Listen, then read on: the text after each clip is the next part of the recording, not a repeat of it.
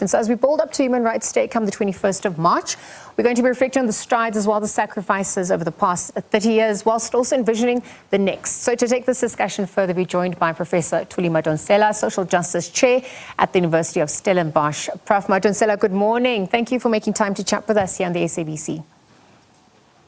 Good morning, Lisa, and to viewers. What a privilege. Thank you. So at the start of Human Rights Month, we've seen South Africa, our constitution being held as one of the most progressive in the world. 70 years later, we're commemorating the adoption of the Freedom Charter.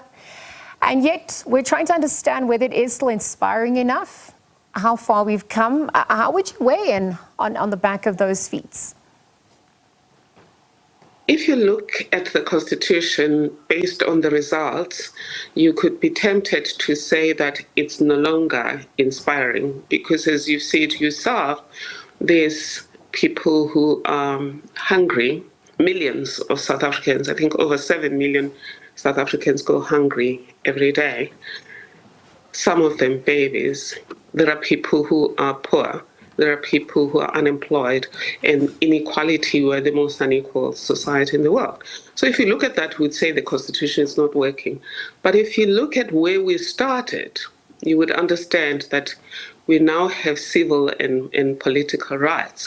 I mean, if you look at what's happening in what used to be the greatest democracy in the world, the US, and compared to here, you wouldn't have a civil servant kicked out of their job as if they're just a gardener you've employed for the day. You have our civil and political rights that include just administrative action. So that's just one part. We can all participate in politics as equals, but also we have no-fee schools, we have grants, we have the SRD grant, and just generally, we have our employment laws, but seek to equalize opportunities. And even on land where we haven't done very well, it's still better than yesterday. So we're acknowledging the challenges and the achievements in upholding the rule of law in our diverse and transforming society. I'm also just looking at some of the deadlines that's edging closer. I mean, the clock is ticking to reach the SDG 2030 agenda. We've also got a conundrum that the finance minister is going to be facing. We know that there's issues about questions regarding the increasing of VAT and really what the impact that's going to have on the most vulnerable as well. Talk to us about that conundrum and navigating that in such times. Absolutely. I think you've laid the framework very eloquently, Lisa.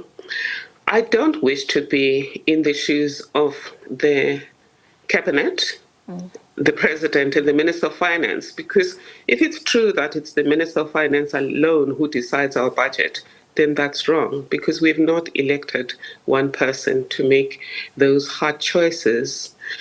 We also, as a social justice movement, and here I'm speaking for the Center for Social Justice, Tuma Foundation, and also working with the Institute for Economic Justice, we would like Cabinet to ask itself hard questions.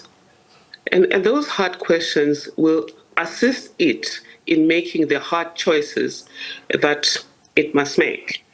For example, where there's famine and you need to collect food, from whom do you collect most?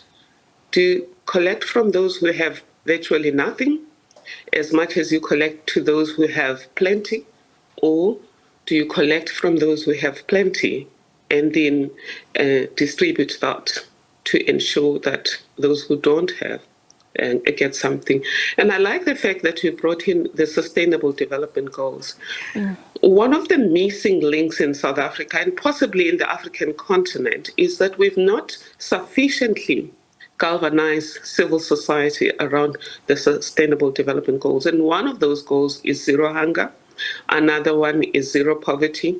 And also goal number 10 is reduced inequalities. Yes. And so, I mean, we're just also looking at where we are as a nation now, given the realities that we're facing, the triple threats as well. I mean, we're chairing the G20 this year. The theme is about solidarity, it's about equality, it's about sustainability. So it's also touching on all of those, measures to make sure that the world becomes more inclusive. I wonder, what needs to be done at this point, given that South Africa is championing, this for the year, but also just make it more inclusive as well. Fantastic. I think you've given us some of the touchstones that can help Cabinet in making the hard choices it has to make on the budget. For me, the G20 offers an opportunity because as government makes choices about how to split the budget and where to get the money from, think about solidarity, think about equality, and think about sustainable development. And of course, sustainable development requires two things. One is freedom from want. I quoted earlier a quote that was used by Arthur Chaskalson, our former Chief Justice, 15 years into democracy. Already, he was feeling that we're not really focusing enough on ensuring that we lift those at the bottom to the top in which we reduce inequalities. And his entire thesis had two key dimensions. The first one is we need leaders with courage to make those decisions. So government will have to have courage. And courage is not when you are dismissive towards those who can't harm you because they're too economically insignificant. Courage means facing your friends.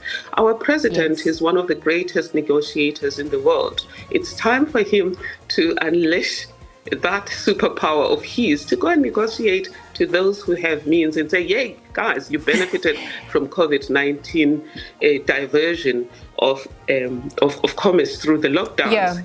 Now, let's sacrifice. And also then G20 offers an opportunity to think about what do those choices mean for gender equality? Yeah, Prof, I'm going to have to interrupt you there. I'm so sorry. Thank you so much for making time to chat with us. I know there's also questions about education as well, given the start of the academic year, and many other issues, but also strides. Let's leave the conversation there for now. Professor Thuli Madonsela, of course, weighing in at the start of Human Rights Month.